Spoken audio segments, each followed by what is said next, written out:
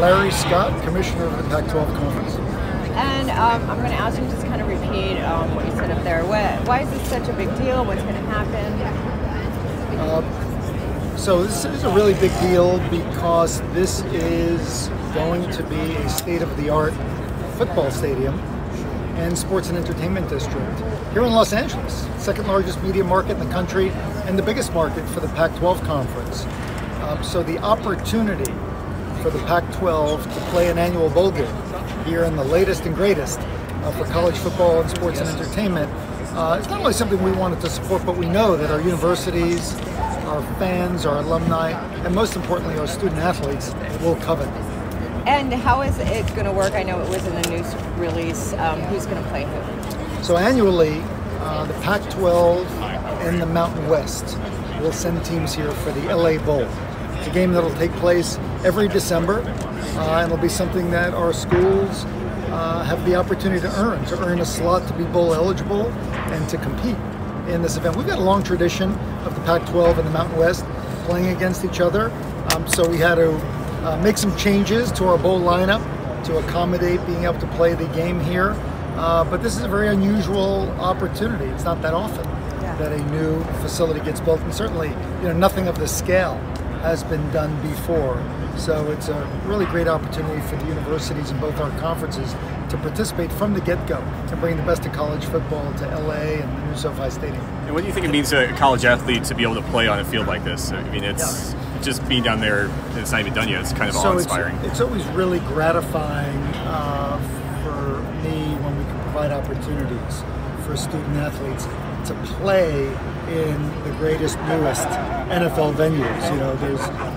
Their eyes are wide open. There's awe and astonishment when they walk in to the latest NFL locker rooms for the first time, walk onto the field.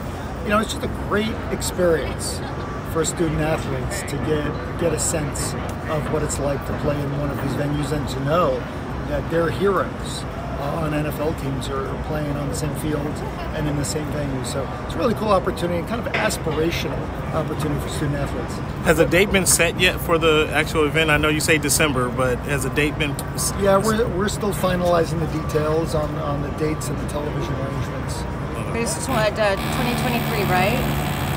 No, the LA Bowl game will start already this year in 2020. On top of the LA Bowl game in 2023, the College Football Championship game is going to take place here, and that's for the number 1 and number 2 team in the country. That game moves around the country, different venue every year, but it's cool that LA is going to have an annual bowl game featuring the Pac-12 Mountain West. That doesn't not sound good on audio right there. They're drilling underneath us. They're drilling underneath us. That's it. So we announced that the next 2 years of the Pac-12 championship game is going to be in Las Vegas at the new arena there. We're working with the Raiders, Las Vegas Raiders. So is there plans to move every year after that? We don't have a set plan yet as to what we'll do with the championship after that. We're going to be playing for the first time this year in Las Vegas, and we'll evaluate after that. I was just going to say, what's your favorite part about the new stadium? You've seen it.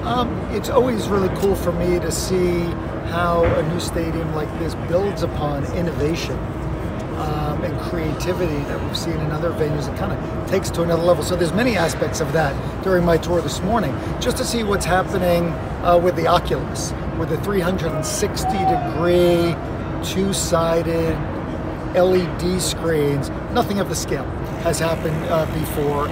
And just to see how it built upon the experience at AT&T Stadium in Dallas or Miami or Atlanta, all these venues where we play, take it to another level. This will be the coolest experience anyone's ever had, attending a football game, to see this two-sided 360-degree video screen of this venue. To see some of the field level seating and opportunities for fans to experience what it's like to be field level with the athletes is very cool.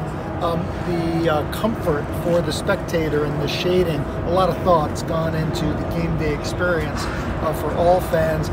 Very unique to Southern California. I love how they've tried to incorporate kind of the LA feel, whether that's the planting that's been done, and kind of blending it into the environment, what's unique about the area.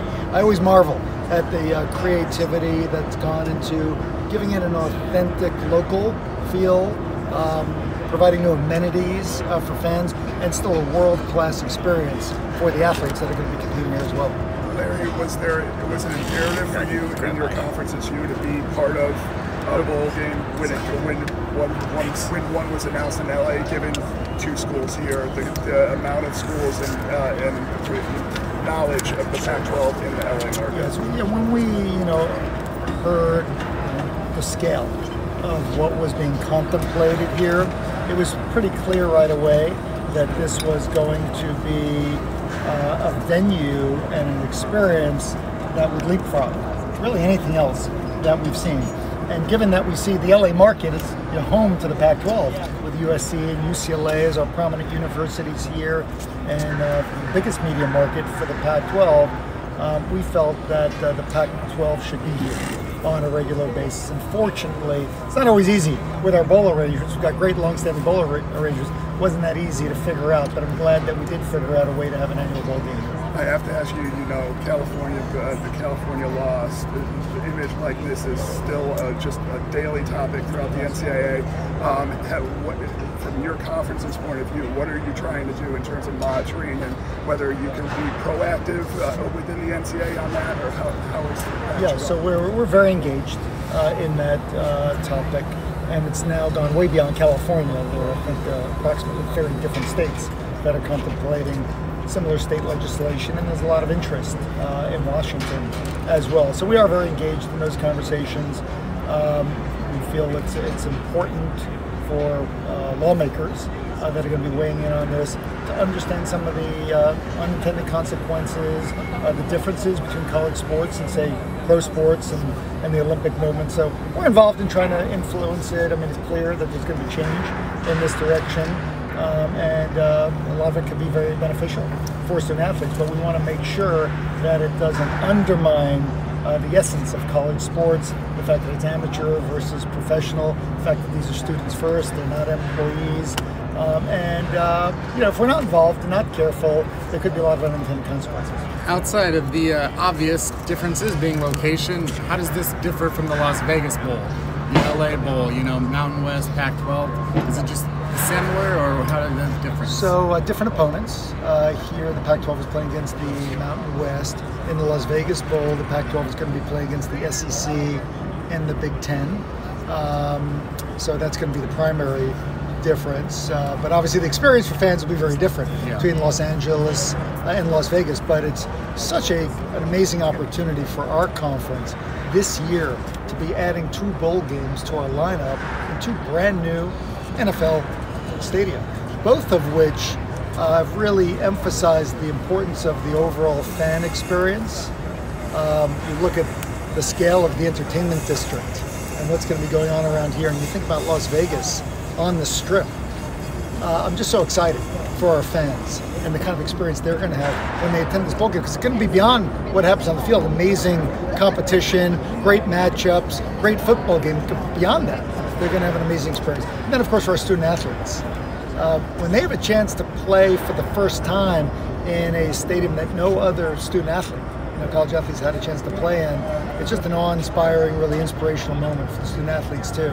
So we're going to have similar but different experiences for our fan base and our student athletes in both Las Vegas and here in Los Angeles starting this year. You mentioned that you had to shuffle around to get this bowl. Is this a complete add-on to the already slate of bowl games, or is this a relocation of a different bowl game? There's been some shuffling. The Pac-12 and the Mountain West have played each other annually in Las Vegas. Right.